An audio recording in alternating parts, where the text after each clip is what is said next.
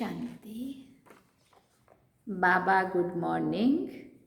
आज बाबा के 11 दिसंबर 2023 के महावाक्य हैं। बाबा ने सार में कहा, मीठे बच्चे, तुम सबको जीवन मुक्ति का मंत्र देने वाले सतगुरु के बच्चे गुरु हो। तुम ईश्वर के बारे में कभी भी झूठ नहीं बोल सकते। बाबा ने प्रश्न पूछा, सेकंड में जीवन मुक्ति प्राप्त करने की विधि और उसका गायन क्या है। तो बाबा ने उत्तर में कहा, सेकंड में जीवन मुक्ति पद प्राप्त करने के लिए प्रवृत्ति में रहते कमल फूल समान पवित्र बनो। सिर्फ इस अंतिम जन्म में पवित्रता की प्रतिज्ञा करो तो जीवन मुक्ति मिल जाएगी। इस पर ही राजा जनक का मिसाल गाया हुआ है कि गृहस्थ व्यवहार में रहते एक सेकंड में प्रतिज्ञा के आधार पर जीवन मुक्ति प्राप्त की। राजा जनक को सेकंड में जीवन मुक्ति मिली, ऐसा बोलते हैं ना। तो बोलते हैं, इस पर ही राजा जनक का मिसाल गाया हुआ है कि गृहस्थ व्यवहार में रहते एक सेकंड में प्रतिज्ञा के आधार पर जीवन मुक्ति प्राप्त की। गीत है ये, वक्त जा रहा है। ओम शांति। बाप आते हैं सबको सेकंड में जीवन मुक्ति देने। गायन भी है, सबका सदगति दाता जीवन मुक्ति दाता एक है। एक सेकंड में जीवन मुक्त क्यों कहते हैं? जैसे राजा जनक का मिसाल है ना, उनका नाम जनक था, परंतु भविष्य में वही अनुजनक बनता है। जनक के लिए कहते हैं कि उन्हें एक सेकंड में जीवन मुक्ति मिली, लेकिन जीवन मुक्ति तो सतयुग त्रेता में कहेंगे। गुरु लोग कान में मंत्र देते हैं, उसे वशीकरण मंत्र भी कहते हैं। तो वो सब मंत्र देते हैं, लेकिन तुम्हें मिलता है महामंत्र, जीवन मुक्ति का मंत्र। ये मंत्र कौन देते हैं? फिर पूछा बाबा ने। वहाँ तो गुरु लोग कान में कुछ कहते हैं, शिक्षा दीक्षा जब देते हैं, मंत्र देते हैं। बाबा कहते हैं, यहाँ तो तुम्हें कौन मंत्र देते हैं और कौन सा महामंत्र है? ब्रह्मा कुमार लेकिन यहाँ तुम्हें महामंत्र मिलता है, जीवन मुक्ति का मंत्र मिलता है। ये मंत्र कौन देते? ब्रह्मा का कुमार कुमारियाँ। उन्हें ये मंत्र कहाँ से मिला? उस सतगुरु से, है ना। सर्वोत्तम तो वो एक ही बाप है, फिर तुम बच्चे सर्वोत्तम बनते हो। उनमें सर्वोत्तम गुरु होते हैं, तुम भी सतगुरु के बच्चे गुरु हो। गीता सुनाने वाले को भी गुरु कहा जाता है। नंबरवार तो होते ही हैं, तुम भी सत्य बोलने वाले गुरु हो। तुम कभी ईश्वर के बारे में झूठ नहीं बोलते हैं। पहले तो तुम पवित्रता के ऊपर ही समझाते हो कि बाप से प्रतिज्ञा करो कि हम कभी भी विकार में नहीं जाएंगे। झूठ आदि ना बोलना, ये तो कॉमन बात है। झूठ तो बहुतों से निकलती रहती है, पर यहाँ वो बात नहीं है। यहाँ है पवित्रता की बात। गृहस्थ व्यवहार में रहते इस अंतिम जन्म में हम बाप से प्रतिज्ञा करते हैं कि हम कमल फूल समान पवित्र रहेंगे। तो यहाँ पवित्र रहने की बात है।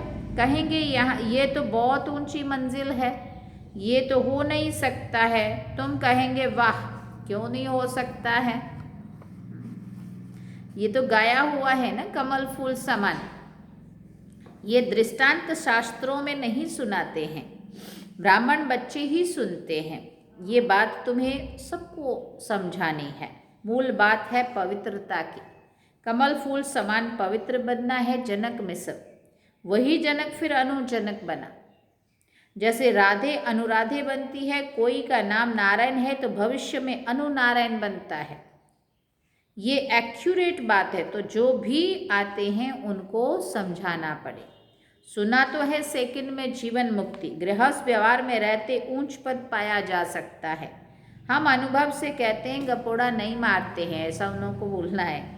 भगवान उवाच, मुख्य बात समझानी है। भगवान सबका बाप है, जरूर जीवन मुक्ति दाता भी वही है। ये है प्रवृत्ति मार्ग। सन्यासियों का तो है ही निवृत्ति मार्ग, वो कभी राजयोग सिखला ना सके, वो तो घर बार छोड़ भागने वाले हैं, तो वो ये ज्ञान दे नहीं सकते। ये है राजयोग। गृहस्थ व्यवहार में रहते कमल फूल समान पवित्र रहना है। सतयुग में भारत पवित्र प्रवृत्ति मार्ग था, वाइसलेस दुनिया थी। राजाई में स्त्री पुरुष दोनों चाहिए, तो समझाना पड़ता है हम अनुभवी हैं, गृहस्थ व्यवहार में रहते कमल फूल समान पवित्र रह सकते हैं। हम जानते हैं क्या जानते हैं कि पवित्र बन बाप द्वारा पवित्र दुनिया के मालिक बनते हैं। पवित्र प्रवृत्ति मार्ग था, अब तो अपवित्र प्रवृत्ति मार्ग है। ये दुनिया ही भ्रष्टाचारी है। वो श्रेष्ठाचारी दुनिया थी, रावण भ्रष्टाचारी है बनाते हैं, राम श्रेष्ठाचारी बनाते हैं। आधा कल्प रावण राज्य चलता है। भ्रष्टाचारी दुनिया में भक्ति मार्ग है, दान पुण्य आदि करते रहते हैं क्योंकि भ्रष्टाचार है। समझते हैं मनुष्य जितना भक्ति दान पुण्य करेंगे तो फिर भगवान मिलेगा। भगवान की भक्ति करते कहते हैं आकर हमको श्रेष्ठ बनाओ। भारत श्रेष्ठाचारी था, अभी नहीं है। भ्रष्टाचारी ही श्रेष्ठाचारी बनते हैं। भारत की नई रचना की कहानी कोई नहीं जानते। चित्रों के द्वारा अच्छी तरह समझाया जा सकता है। ऐसे चित्र बनाने पड़ेंगे। हर एक सेंटर पर प्रदर्शनी के चित्र होने चाहिए। बाबा डायरेक्शन देते, भले लिख दें कि चित्र हमारे पास नहीं है, तो बाबा डायरेक्शन देंगे कि ये बनाओ, फिर सबको भेजो, तो सबके पास प्रदर्शनी हो जाएगी। ये चित्र बहुत अर्थ सहित है, इसलिए सभी का लगभग आप देखेंगे म्यूज़ियम बना होता है या आर्ट गैलरी जो भी कहो, या फिर कहीं ना जगह कम होती है तो हॉल में ही लगाते हैं, है ना। परंतु चित्र सभी जगह आपको मिलेंगे। पहले पहले ये बुद्धि में आना चाहिए कि हम बाप के बच्चे हैं। भगवान है स्वर्ग रचने वाला, नरक का रचयिता है रावण। गोले के ऊपर 10 सिर वाले रावण का चित्र बना दो। स्वर्ग के गोले पर चतुर्भुज बना दो। स्वर्ग के गोले पर चतुर्भुज बना दो। लिख भी सकते हैं ये राम राज्य, ये रावण राज्य। इस समय रावण सर्वव्यापी है, वहाँ हम राम सर्वव्यापी तो कह नहीं सकेंगे। गाया भी जाता है आत्मा परमात्मा अलग रहे बहुकाल, फिर सुंदर मेला कर दिया जब सतगुरु मिला दलाल। तो वो ज़रूर आएगा ना। ये हिसाब कोई नहीं जानते हैं, कैसे आता है कैसे आएगा, आया है कुछ भी पता नहीं। पहले पहले अलग हुए हैं देवी देवताओं की आत्माएं। ये नॉलेज है, कोई को भी समझाना है। आत्माओं का बाप तो है ना। अब हे आत्मा, अपने परमपिता परमात्मा का ऑक्यूपेशन बताओ, क्या नहीं जानती हो? ऐसा बच्चा तो होता नहीं जो बाप की ऑक्यूपेशन को नहीं जानता हो। बाप बैठ समझाते, तुम अपने जन्मों को नहीं जानते हो, मैं समझाता हूँ। पहले पहले जो देवी देवता हैं वो इतने जन्म लेते हैं, तो हिसाब करो दूसरे धर्म वाले कितने जन्म लेते होंगे, सिद्ध करके बताना पड़े। मैक्सिमम इतने हैं। झाड़ वृद्धि को पाता रहता है। पहले पहले देवी देवता थे, उन्हों के ही 84 जन्म कहे जाते। भारत की नॉलेज है ना, प्राचीन भारत की नॉलेज किसने दी? ये भगवान ने दी है। नॉलेजफुल गॉड फादर है ना। ब्रह्मा को भी नॉलेजफुल नहीं कहेंगे, श्री कृष्ण को भी नहीं कहेंगे। श्री कृष्ण की महिमा ही अलग है। ये समझने की बड़ी ही क्लियर नॉलेज है। भगवान तो सबका एक ही निराकार परमपिता परमात्मा है, वो है रचयिता। श्री कृष्ण तो है रचना। ऊंच ते ऊंच भगवान तो एक है ना। सर्वव्यापी उनको कह नहीं सकते। भारत में ऊंच ते ऊंच प्रेसिडेंट, फिर नंबरवार और हैं। सबका ऑक्यूपेशन बताएंगे। ऐसे तो नहीं, देखो हम कितने लकी हैं, सबसे ऊंच ते ऊंच है प्रेसिडेंट, और वो भी बाबा का बच्चा, वो भी सुन रहा है मुरली, है ना। तो ये खुद जब पढ़ते होंगे और जब अब हम याद कर रहे हैं ऊंच ते ऊंच है प्रेसिडेंट, तो हमने तो याद कर लिया हमारी है प्रेसिडेंट, है ना। लेकिन प्रेसिडेंट खुद भी रोज मुरली सुन रहे हैं तो सोचो उनको कितनी खुशी हो रही होगी कि बाबा मुझे याद कर रहा है ना। सबका ऑक्यूपेशन बताएंगे, ऐसे तो नहीं कि सब एक ही हैं। हर एक आत्मा को अविनाशी पार्ट मिला हुआ है, ये सिद्ध करना है। आपस में राय कर सर्विस के प्लान बनाने हैं, परंतु जिनकी लाइन क्लियर नहीं होगी, कोई विकार होगा व नाम रूप में फंसा होगा तो ये काम नहीं हो सकेगा। इसमें लाइन बड़ी क्लियर चाहिए, रिजल्ट तो अंत में ही निकलेगी। अभी सभी नंबरवार हैं। मनुष्य कहते हैं ये व्यास भगवान ने शास्त्र बनाए। अब व्यास तो भगवान हो नहीं सकता। वास्तव में धर्म के शास्त्र हैं ही 4। भारत का धर्म शास्त्र तो है ही एक, माई बाप गीता। वर्षा उनसे ही मिलता है। माँ द्वारा बाप से वर्षा मिलता है। गीता माता का बाप है रचता, तो गीता द्वारा ही बाप ने प्राचीन सहज राजयोग की नॉलेज दी है। गीता तो भारत खंड का शास्त्र है ना। फिर इस्लामी धर्म का शास्त्र अपना है, बुद्ध का अपना है, क्रिश्चियन का अपना है। गीता तो है सबका माई बाप। बाकी शास्त्र हैं बाल बच्चे, बाद में निकले हैं।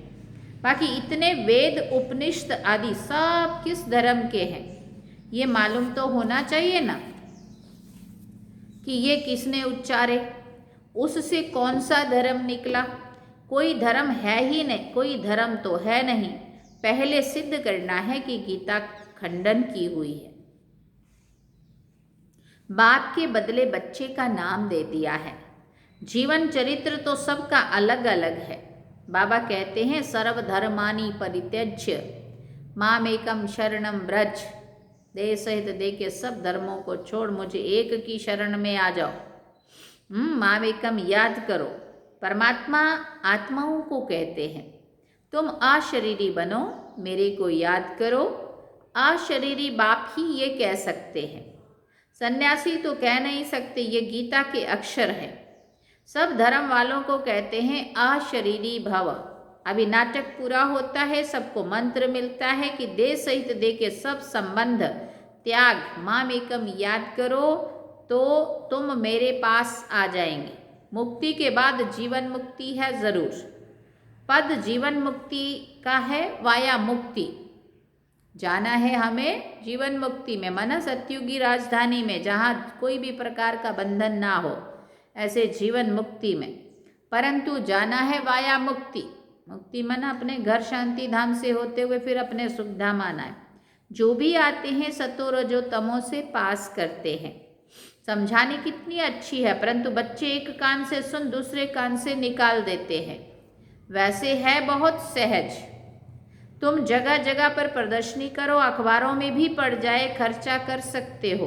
भले सब सुने, अखबार में तो ज़रूर डालना है। बच्चों को बड़ा नशा रहना चाहिए, बाकी टाइम बहुत थोड़ा बचा है। अतीन्द्रिय सुख की भासना गोप गोपियों से पूछो।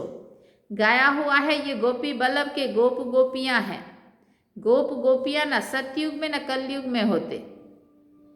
वहाँ लक्ष्मी देवी राधे देवी है, गोप गोपियाँ अभी हैं। गोपी बल्लभ के बच्चे पोतरे पोतरियाँ हैं। जरूर दादा भी होगा, दादा बाबा और मम्मा। ये नई रचना हुई संगम पर। बाबा कहते हैं मैं कल्प के संगम युगे आता हूँ नई दुनिया बनाने। आसुरी संतान से तुम ईश्वरीय संतान बने हो, फिर बनेंगे दैवी संतान, फिर क्षत्रिय वैश्य शूद्र संतान बनेंगे 84 जन्मों में। पूरा चक्र है। फिर साथ साथ वृद्धि भी होती रहती है। झाड़ भी पूरा कंप्लीट चाहिए, प्रलय भी नहीं होती है। भारत तो अविनाशी खंड है ना। भारत की महिमा, बहुत महिमा करनी है। भारत सब खंडों में श्रेष्ठ है। भारत को देवभूमि बोलते। विनाश कभी होता नहीं है। इस खंड का विनाश कभी होता नहीं है। अच्छा, इसलिए कहा अविनाशी खंड। मीठे मीठे सिकिल दे बच्चों प्रति माता पिता बाप दादा का याद प्यार और गुड मॉर्निंग। रूहानी बाप की रूहानी बच्चों को नमस्ते। हम रूहानी बच्चों की रूहानी माता पिता बाप दादा को दिलवा जान सिकवा प्रेम से याद प्यार गुड मॉर्निंग नमस्ते थैंक यू बाबा शुक्रिया बाबा। फिर एक रात्रि क्लास है, यह है 16 अप्रैल 1968 की। 68 में बाबा ने ये मुरली क्लास रात को चलाई थी। बाबा कहते तुम ब्राह्मण बच्चों बिगर किसी को भी ये पता नहीं है कि संगम युग कब होता है। फिर कहा इस कल्प के संगम युग की महिमा बहुत है। बाप आकर राजयोग सिखाते हैं, सत्युग के लिए तो जरूर संगम युग आएगा ही। है भी मनुष्य, उनमें कोई कनिष्ठ कोई उत्तम है, उनके आगे महिमा गाते हैं। आप पुरुषोत्तम हो, हम कनिष्ठ हैं। आप ही बताते मैं ऐसा हूँ मैं ऐसे हूँ। अभी इस पुरुषोत्तम संगम युग को तुम ब्राह्मण बिगर कोई नहीं जानते। इनकी एडवर्टाइज कैसे करें जो मनुष्यों को पता पड़े। संगम युग पर भगवान ही आकर राजयोग सिखाते हैं। तुम जानते हो हम राजयोग सीख रहे हैं। अभी ऐसी युक्ति क्या रचें जो मनुष्यों को मालूम पड़ जाए, परंतु होगा धीरे धीरे। ये तब कहा था बाबा ने 68 में। सोचो अभी समय पड़ा है, बहुत गई थोड़ी रही थोड़ी भी अब जाए। बाबा कहते हैं हम कहते हैं तो मनुष्य जल्दी पुरुषार्थ करे, नहीं तो ज्ञान सेकंड में मिलता है जिससे तुम उसी समय सेकंड में जीवन मुक्ति पा लेंगे। परंतु तुम्हारे सिर पर आधा कल्प के पाप है, वो थोड़ी सेकंड में कटेंगे, तो इसमें टाइम लगता है। मनुष्य समझते हैं अभी तो समय पड़ा है, अभी हम ब्रह्मा कुमारियों के पास क्यों जाएं। लिटरेचर से उल्टा भी उठा लेते हैं, कई बार ही करते हैं हम सेवा की भाव से, लेकिन उसका उल्टा ही अर्थ लेके डिसर्विस और करते हैं। बाबा ने कहा तकदीर में नहीं है तो उल्टा उठा लेते हैं। तुम समझते हो ये पुरुषोत्तम बनने का युग है, हीरे जैसा गायन है ना, फिर कम हो जाता है। गोल्डन सिल्वर एज, ये संगम युग है डायमंड एज, सतयुग है गोल्डन एज। ये तुम जानते हो स्वर्ग से भी संगम अच्छा है, हीरे जैसा जन्म है। क्यों अच्छा है? क्योंकि स्वर्ग में तो फिर भी देवात्माओं की संतान होंगे, हम अभी तो डायरेक्ट ईश्वर की संतान में हैं। अभी तो बाबा के डायरेक्ट भगवान के बच्चे भगवान की पालना में पल रहे हैं, तो हीरे जैसा जीवन बोलते हैं ना संगम युग को। सतयुग सोने जैसा, लेकिन अभी उससे भी और सुपर हीरे जैसा, क्योंकि डायरेक्ट शिव बाबा की पालना में पल रहे हैं, बाबा से पढ़ रहे हैं, बाबा के द्वारा ही मनुष्य से देवता बनने, हीरे जैसा जन्म है ही। अमर लोक का गायन है ना, फिर कम होता जाता है। तो ये भी लिख सकते हो पुरुषोत्तम संगम युग है डायमंड, सतयुग है गोल्ड और त्रेता है सिल्वर।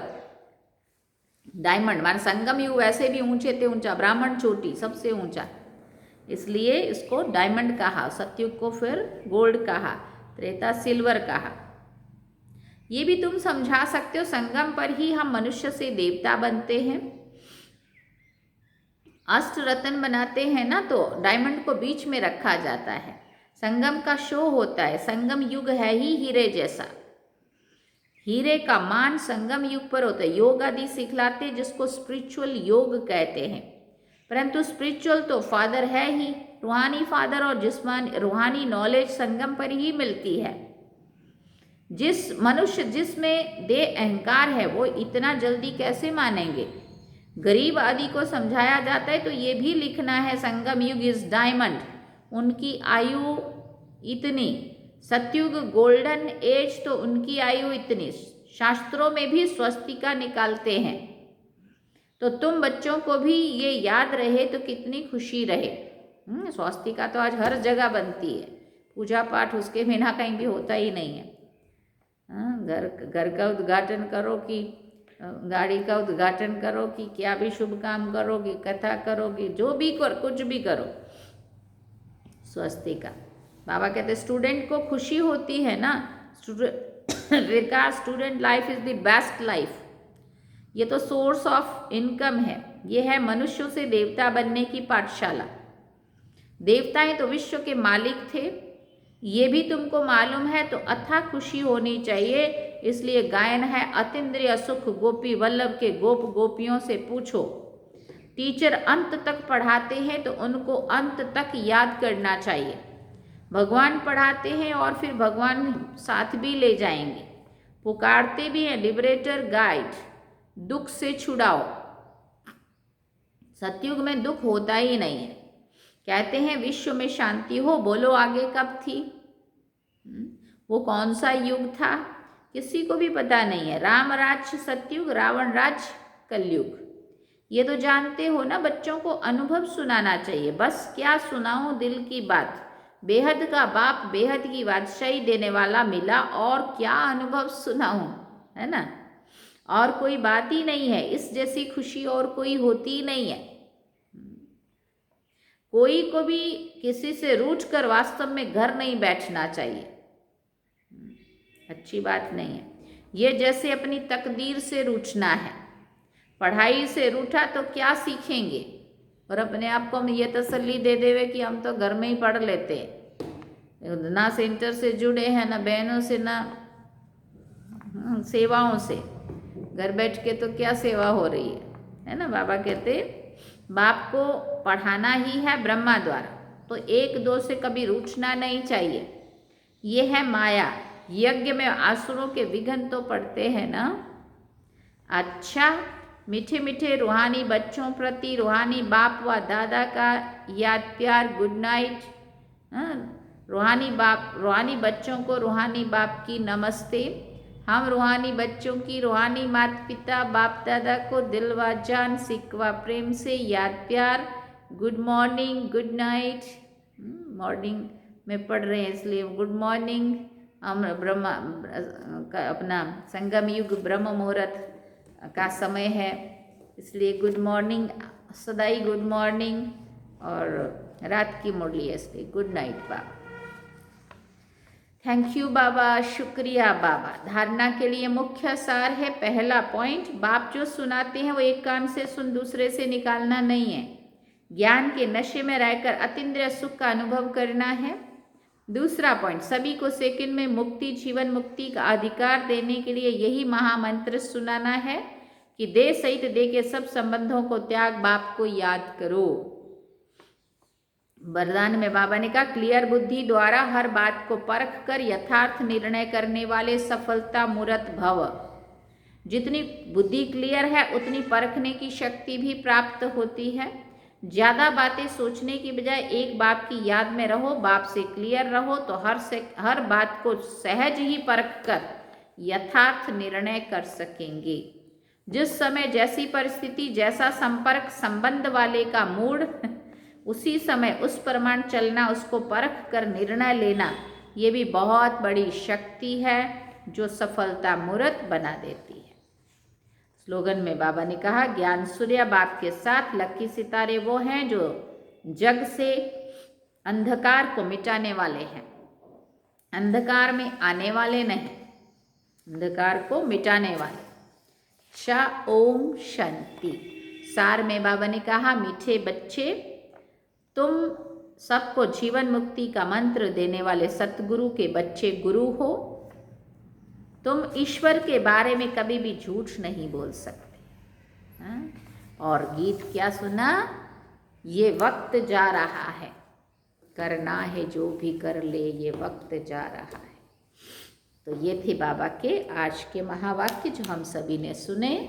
अब हम चलते हैं बाबा की याद में। ओम शांति।